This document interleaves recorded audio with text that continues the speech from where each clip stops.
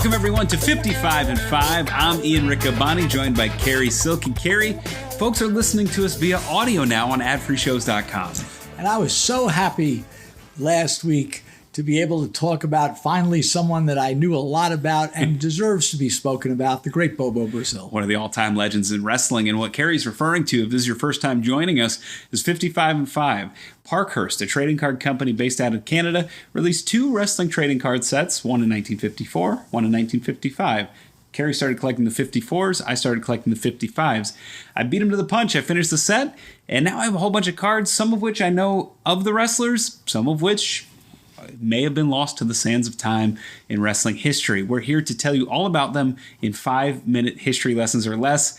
I cheated a little bit last week. We were having a lot of fun, or last episode, having a lot of fun talking about Bobo Brazil, talking about Bill Watts. We ran a little long. Sorry about that, folks. But this time, Cary, I don't know. This name, if you've heard it, you'd remember it. It's unique.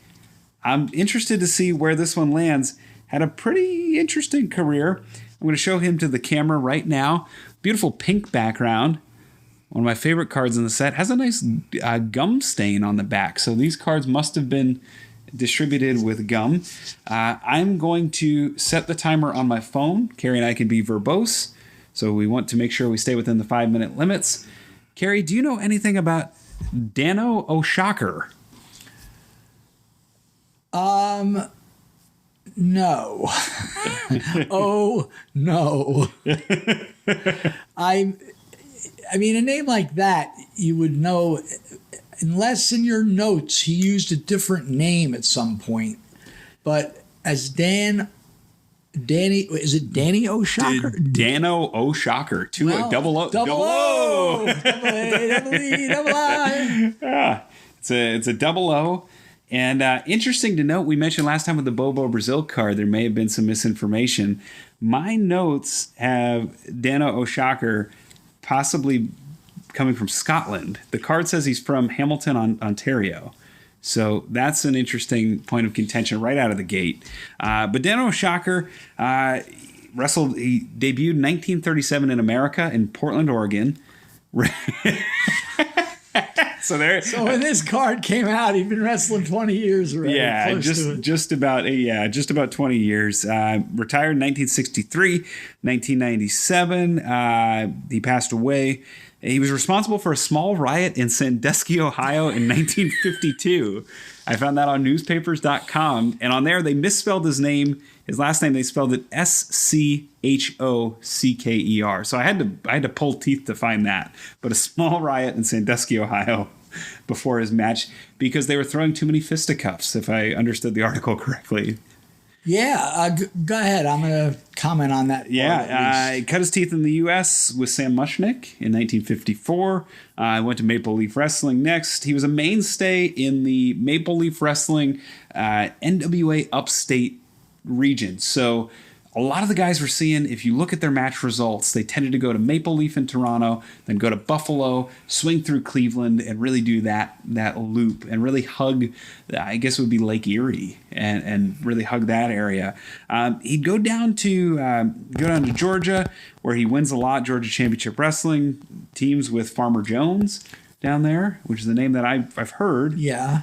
He was in the original AAA. Which is not in Mexico. It's the Arizona Athletic Association.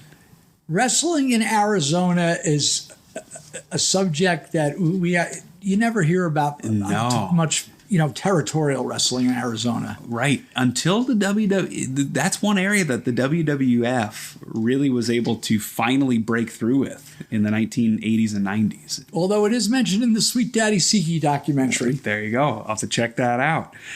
He wrestles a lot in Alberta, in Portland. He does Crockett, AWA, Big Time Wrestling, faces Buddy Rogers for the NWA belt. That's really his big claim to fame. Ends his career in San Francisco.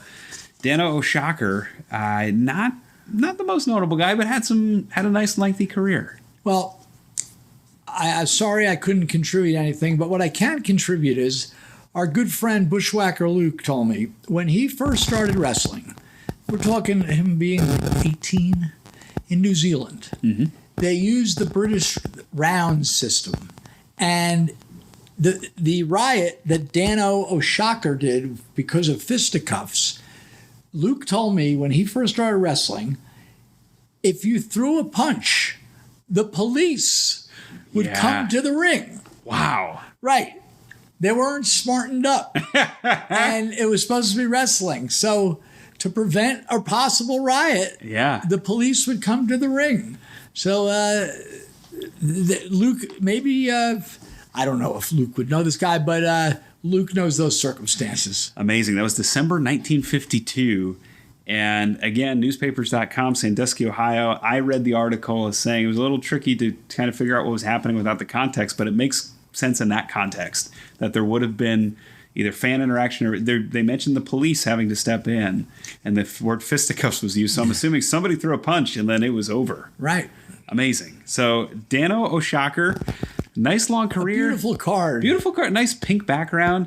The beautiful gum stain on the back, reminiscent of pulling out. People might not understand what a gum stain is. The old baseball cards and obviously the wrestling cards and football cards, when you would buy a pack, there was a piece of gum.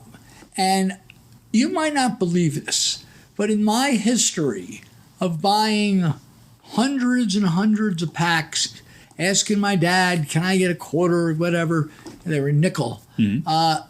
The gum was so stale. Oh, I believe it. I lived through the 90s. Saw, did you ever see gum? Oh, I lived through the 90s. Yeah. They still had gum then? Oh, yeah. Through about 93. Okay. Yeah. So, there were gum stains on the card sometimes. The gum stains and the wax stains. Now, this appears to be a gum stain. It's very much in the shape of a piece of chewing gum. But the wax stains, you'd get it from where the pack was sealed.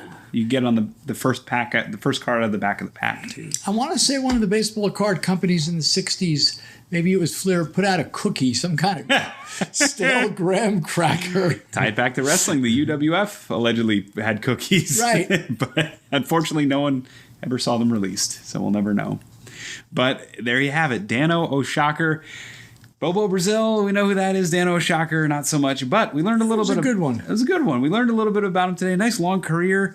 Got his moment on top against Buddy Rogers. Pretty cool. That is cool. Thanks, everybody, for joining us this week on 55 at 5. For Cary, I'm Ian, our producer, AJ from Bisson Creative Web Design. Thanks for joining us, whether it's on YouTube or on adfreeshows.com. Thanks so much, everybody.